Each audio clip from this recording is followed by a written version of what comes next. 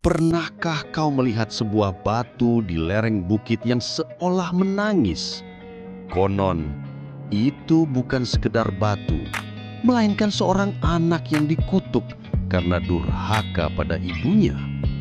Malam ini, dengarkanlah kisah penuh air mata, sebuah legenda pilu dari bumi Nusantara.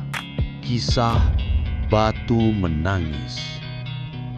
Di sebuah desa kecil di lereng pegunungan, hiduplah seorang janda tua bersama putri tunggalnya. Sang ibu renta bekerja siang dan malam, merawat sawah kecil, mencari kayu bakar di hutan, bahkan menumbuk padi sendiri demi menghidupi mereka berdua. Namun, anak perempuannya justru tumbuh berbeda. Ia dikenal cantik jelita, kulitnya kuning langsat, matanya indah, dan senyumnya mempesona. Tapi di balik kecantikannya, hatinya dipenuhi sifat manja dan serakah. Ia selalu meminta pakaian yang indah, juga sempat berkilau dan membesar, padahal ibunya itu sempat kekurangan. "Ibu, aku tidak mau memakai kain lusuh ini. Belikan aku kebaya baru yang warnanya cerah, agar aku terlihat lebih cantik dari gadis-gadis desa lain." Nada keras. Sang ibu hanya menunggu dengan wajah lelah dan penuh kasih. Ia menjawab dulu, "Nah, kalau itu yang kau inginkan, ibu akan berusaha." Hatinya sakit, tapi cintanya pada saat itu ibu di sini. Suatu pagi, sang ibu bertanya, "Ibu terpaksa harus menjual hasil bumi agar bisa memberi kebutuhan." Sang anak mengeluh malas. Sendiri saat dia rehabilitas di bawah terik matahari, sang ibu mengenakan pakaian lusuh dan membawa meninggal itu. Ia berjalan tanggung di depan dengan wajah sombong. Penduduk desa yang melihat hanya bisa berbisik, menggelengkan kepala menyaksikan kontras antara ibu yang menderita dan anak yang angkuh. Begitulah awal kisah yang kelak menjadi legenda penuh air mata, Batu Menangis atau Batu Menangkis Durhaka. Perjalanan mereka sampai di pasar. Suasana ramai.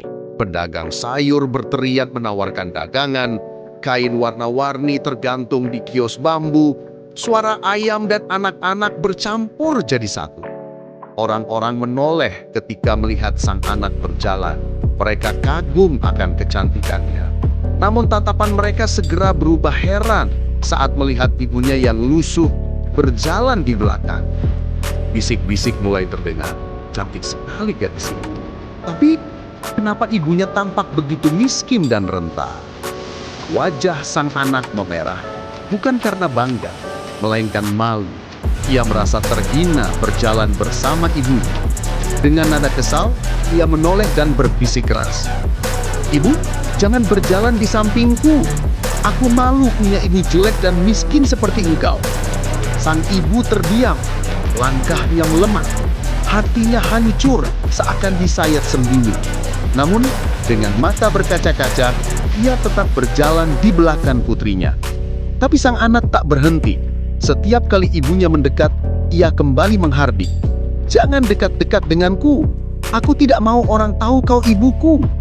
Air mata sang ibu menetes, jatuh ke tanah berdebu di jalan pasar itu. Namun ia tak mengucap sepatah kata pun. Ia hanya berjalan pelan, menahan pedih, menahan rasa malu yang dalam.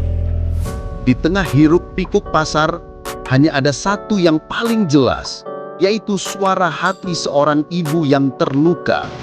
Dan disitulah bermula kutukan maling kundang. Mereka semakin jauh meninggalkan desa. Jangan sekarang yang bilang musuh. Musuh angin yang berhembus kencang itu mendarat mereka. Awan hitam berkumpul setelah alam turut merasakan. Sang ibu akhirnya berhenti. Dengan tubuh gemetar, ia menengadah pelan. Air matanya jatuh deras. Ia berdoa dengan suara yang pecah, Tuhan, hamba sudah tak sanggup menanggung hinaan anakku. Jika ia tak lagi mengakuiku sebagai ibu, hukumlah dia. Hukumlah dia agar dunia tahu besarnya dosa durhaka. Angin bertiup semakin kencang, daun-daun berterbangan, petir menyambar, mengguncang langit. Sang anak terkejut, ia mencoba lari, tapi kakinya terasa berat. Ia menatap ke bawah dan terperanjat. Kulit kakinya mengeras, berubah menjadi batu. "Ibu, apa yang terjadi padaku? Tolong aku, Bu, tolong!" teriaknya panik. Tapi perubahan itu tak bisa dihentikan. Perlahan batu merambat naik ke lutut, ke pinggang, lalu ke dadahnya. Wajahnya memucat, ketakutan luar biasa. Sang ibu menangis semakin keras. Ia menutup wajahnya, tak sanggup melihat. Doanya yang penuh amarah kini berbuah kutukan yang mengerikan. Di langit, suara guntur bergemuruh, seakan semesta menyaksikan lahirnya sebuah legenda kutukan abadi.